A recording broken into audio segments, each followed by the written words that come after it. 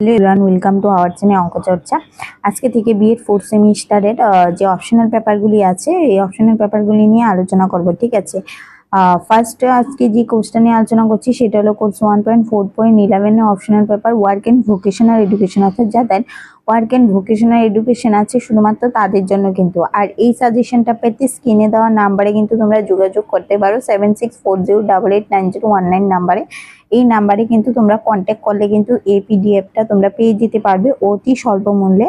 আমরা কিন্তু B Ed 4th সেমিস্টারের সাজেশন 2026 নিয়ে আলোচনা করছি। আর এটা 4th সেমিস্টার এক্সামটা কিন্তু সেপ্টেম্বরের মধ্যে হয়ে যাবে, এখন কিন্তু আগস্টের 6-7 তারিখ হয়ে গেছে। তো কিন্তু এখন থেকে প্রিপারেশন শুরু করে দাও, না হলে কিন্তু পরবর্তী সময়ে কিন্তু সাজেশন কমপ্লিট করতে বা নোট কমপ্লিট করতে কিন্তু অনেকটা প্রবলেম হয়ে যাবে। যেহেতু 4th সেমিস্টার কোনোভাবেই যাতে ব্যাক না আসে, একবার যদি 4th সেমিস্টারে ব্যাক চলে আসে পুরো একটা বছর তোমাদের লস হবে। আর 4th সেমিস্টার পরবর্তী সময় যখন তুমি দেবে তারপর কিন্তু মার্কশিট আসবে, তোমার মানে এই রেজাল্ট আউট হবে, মার্কশিট আসবে, প্রায় অনেকটা দেরি হয়ে যাবে। তুমি বিএড করছো কেন? বিএড করছোই কিন্তু আমাদের মেইন টার্গেট হলো যে আপার প্রাইমারি এসএলএসটি এই পরীক্ষাগুলিতে বসার জন্য, মানে টিচিং প্রফেশনে বসার জন্য। তো তুমি যদি একটা বছর গ্যাপ চলে যায় তাহলে কিন্তু তুমি একটা বছর পিছিয়ে যাবে। সেই ক্ষেত্রে কোনোভাবেই যাতে ব্যাক না আসে সেই দিকে লক্ষ্য রেখে পড়া শুরু করে দাও আজকে থেকেই, ঠিক আছে। আর স্ক্রিনে দেওয়া নাম্বারে কিন্তু হোয়াটসঅ্যাপে যোগাযোগ করে তোমরা সাজেশনগুলি নিয়ে নিতে পারো অতি স্বল্প মূল্যে। তো ফার্স্ট আমরা আজকে ওয়ার্ক এন্ড ভোকেশনাল এডুকেশন নিয়ে আলোচনা করছি। যাদের ওয়ার্ক এন্ড ভোকেশনাল এডুকেশন আছে এটা কিন্তু তাদের জন্য। 2 মার্কের কোশ্চেন জানি 7টা আসে, যার মধ্যে 5টা লিখতে হয়। ফার্স্ট কোশ্চেন হলো পাকবৃত্তিমুখী অভিজ্ঞতা কি? পরবর্তী কর্ম এবং বৃত্তিমূলক ও শিক্ষার বৃত্তি বলতে কি বুঝো? কর্মশিক্ষার প্রধান 2টি কাজ লেখো। তারপর কর্মশিক্ষার সঙ্গীকরণের 2টি উদ্দেশ্য লেখো। তারপর কর্ম ও বৃত্তি শিক্ষার আলোচনা পদ্ধতি 2টি সীমাবদ্ধ লিখো। তারপর হলো কর্ম ও বৃত্তিমূলক শিক্ষার গবেষণাগারে 2টি চারিত্রিক বৈশিষ্ট্য লেখো। তারপর হলো সঙ্গীকরণ পরিভাষাটিকেই ব্যবহার করে কর্মশিক্ষার সংজ্ঞা লিখো। মানব সম্পদ বলতে কি বুঝো? মনোবিজ্ঞানের দৃষ্টিভঙ্গি থেকে কর্মশিক্ষার তাৎপর্য লিখো। SUPW কি? তারপর 11 নম্বর হলো পেশাগত অনুসন্ধান কি? ভেরি কিন্তু ইম্পর্টেন্ট, এই কোশ্চেনগুলি প্রতিবার পরীক্ষাতে আসে, এবারও আসবে। কর্মশিক্ষার পরিচিতি পর্যায় নির্মিত পরিচিতি কাজের মধ্যে 2টি পার্থক্য লিখো। এবার আমি ওয়াটারমার্ক অ্যাড করেছি কারণ বাজারে বিভিন্ন কিন্তু চ্যানেল দেখছি বা বিভিন্ন স্টুডেন্ট দেখছি আমাদের সাজেশনগুলি সেল করে দিচ্ছে এবং মানে বিশাল অ্যামাউন্টে। আমি কালকেই দেখলাম একটা 500 টাকায় অ্যামাউন্টে আমাদের নোটগুলি বিক্রি করা হচ্ছে। মানে কি ব্যাপার বলো? হ্যাঁ, যে নোট আমরা 30 টাকা 35 টাকা বিক্রি করে থাকি সেই নোট একটা নোট 500 টাকায় বিক্রি করছে এবং নিচ্ছেও, এমন যে না নিচ্ছে না। তো সেই ক্ষেত্রে আমি ওয়াটারমার্ক অ্যাড করে দিয়েছি এখন। যে দেখো কর্মশিক্ষার কয়েকটি লক্ষ্য উদ্দেশ্য করো। অঙ্ক চর্চা যেই তোমরা যেখানে দেখবে আমাদের সাথে কন্ট্যাক্ট করে কিন্তু নোটস নেবে। ভুয়ো নোটস কিন্তু প্রচার করা হচ্ছে, সেগুলি কিন্তু নেবে না। আমাদের চ্যানেলের নাম দিয়ে বিভিন্ন নোটস কিন্তু বিক্রি করা হচ্ছে, সেগুলি কিন্তু নেবে না। পরে কিন্তু তোমাদেরই পস্তাতে হবে, কারণ তারপর দেখবে পরীক্ষা হলে কিছু কমন পড়ছে না, ঠিক আছে। তো সেই ক্ষেত্রে অঙ্ক চর্চা আমাদের চ্যানেলেই কিন্তু একমাত্র এই পিডিএফগুলি দেওয়া হচ্ছে, তোমরা পিডিএফ দেখলে বুঝতে পারবে। তারপর দেখো 13 নম্বর কর্মশিক্ষার কয়েকটি লক্ষ্য উদ্দেশ্য লেখো। পরবর্তী আমরা 13টা কোশ্চেন দিলাম 2 মার্কের। এই 13টা কোশ্চেন পড়ে গেলে কিন্তু তোমাদের সবগুলি কোশ্চেন কমন পড়বে, মানে 7টা কোশ্চেনই কমন পড়বে। তারপর আমরা আলোচনা করব 5 মার্কের কোশ্চেন। 1 নম্বর কোশ্চেন কর্ম বৃত্তিমূলক শিক্ষার লক্ষ্য এবং উদ্দেশ্যগুলি কি কি? ভেরি একটা ইম্পর্টেন্ট কোশ্চেন।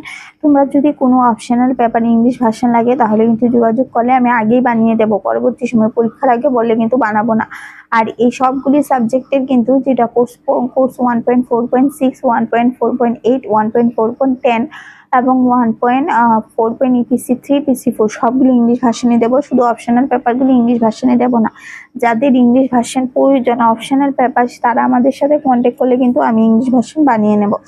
2 নম্বর দেখো বিদ্যালয়ের জন্য উপযোগী কর্ম প্রকল্প নির্বাচনে 4টি নীতি লিখো। Very important. তারপর হলো কর্মশিক্ষায় শিক্ষকের বিশেষ দক্ষতা ও দায়িত্ব সমূহ লেখো। পরীক্ষার আগের দিন বলে কিন্তু আমি বানিয়ে দেব না, যদি আগে বলো তাহলে কিন্তু ইংলিশ ভার্সন অপশনাল পেপার লাগলে আমি কিন্তু বানিয়ে দেব। তারপর পরবর্তী 4 নম্বর কোশ্চেন কর্মশিক্ষা ও আধ্যাত্মিক মূল্যবোধের মধ্যে সম্পর্ক আলোচনা করো।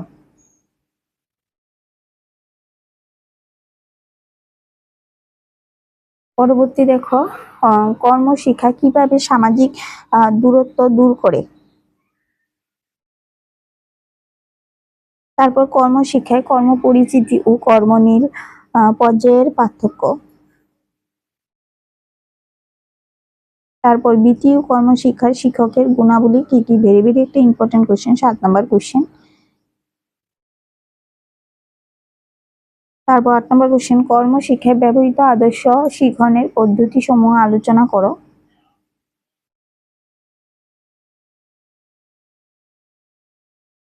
তারপর 9 নম্বর কোশ্চেন, কর্মশিক্ষায় কর্ম প্রকল্পের নির্বাচনে নীতি সমূহ আলোচনা করো। তারপর হলো স্কুলের পরিকাঠামো এবং প্রশিক্ষণপ্রাপ্ত শিক্ষকের যোগ্যতার বিষয়টি বিবেচনা করা দরকার। সরি, এটার মধ্যে রয়ে গেছে। তারপর আমরা চলে যাব 10 মার্কের। 10 মার্কের কোশ্চেনের মধ্যে কিন্তু 1 নাম্বার কোশ্চেন হলো, 10 মার্কে কিন্তু দুইটা আসে, তোমরা জানো, দুইটার মধ্যে যে কোনো একটা কিন্তু তোমরা লিখবে। 1 নাম্বার হলো মনোনয়ন পরিচিতিকরণ প্রশিক্ষণের প্রয়োজন কেন। তারপর এসইউপিডব্লিউ এর সামাজিক তাৎপর্য আলোচনা করো। তারপর কর্মশিক্ষা শিক্ষকের প্রয়োজনীয় গুণাবলী সামাজিক দায়বদ্ধতা লেখো।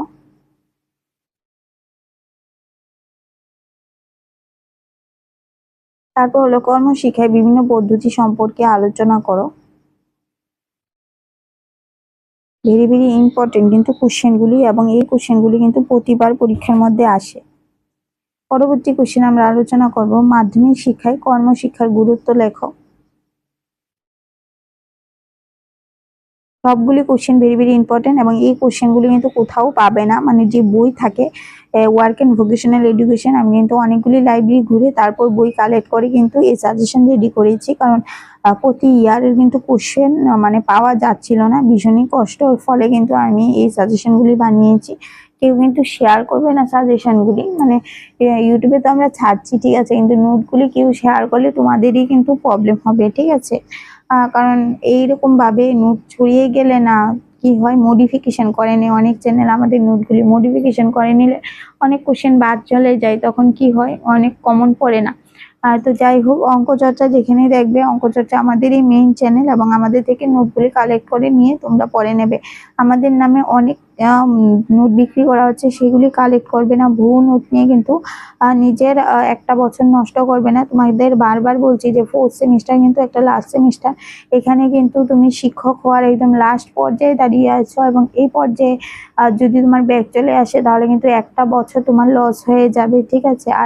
আর যে টিচিং প্রফেশনে যে পরীক্ষাগুলি বসতে হয়, আপার প্রাইমারি, SL, ST, এই সমস্ত পরীক্ষার মধ্যে কিন্তু লাস্ট মার্কশিট আপলোড করতে, এবং লাস্ট মার্কশিটে যে পার্সেন্টেজ থাকে সেটা আপলোড করতে হয়। তো তোমার যদি বিএড কমপ্লিট না থাকে, মানে মার্কশিট হাতে না থাকে, তাহলে কিন্তু তোমার জন্য একটা বিরাট সমস্যা হয়ে যাবে। তো আজকে আমরা কিন্তু ওয়ার্ক অ্যান্ড ভোকেশনাল এডুকেশন অপশনের পেপার নিয়ে আলোচনা করেছি, পরবর্তী পর্যায়ে কিন্তু আমরা অন্য একটা অপশনাল পেপার নিয়ে আলোচনা করব। তোমরা কিন্তু কমেন্ট বক্সে লিখবে যে তোমাদের কোন অপশনাল পেপারটা আগে লাগবে, যেটা বলবে সেটাই আমি আগে আগে দিয়ে দেবো, ওকে, ঠিক আছে। তাহলে আজকে আমরা এখানে 2 মার্ক, 5 মার্ক এবং 10 মার্ক নিয়ে আলোচনা করেছি, এবং এই সাজেশনগুলি পড়লে কিন্তু তোমরা একদমই 100%ই কমন পাবে। শুধু কোশ্চেন অনেক সময় ঘুরিয়ে ফিরিয়ে দেয়, তো কোশ্চেনের মাহাত্ম্যটা বুঝলে আনসার দেখবে সব কমন। আর আমাদের সাথে যোগাযোগ করবে যে নাম্বারটাই, সেটা কিন্তু অনলি হোয়াটসঅ্যাপেই যোগাযোগ করতে পারবে, আমি এটা কিন্তু ডেসক্রিপশন বক্সেও নাম্বারটা দিয়ে দেবো। তো চলো ভাই, আজকে এখানে রাখছি, পরবর্তী পর্যায়ে কিন্তু পরবর্তী আরেকটা সাজেশন নিয়ে চলে আসবো।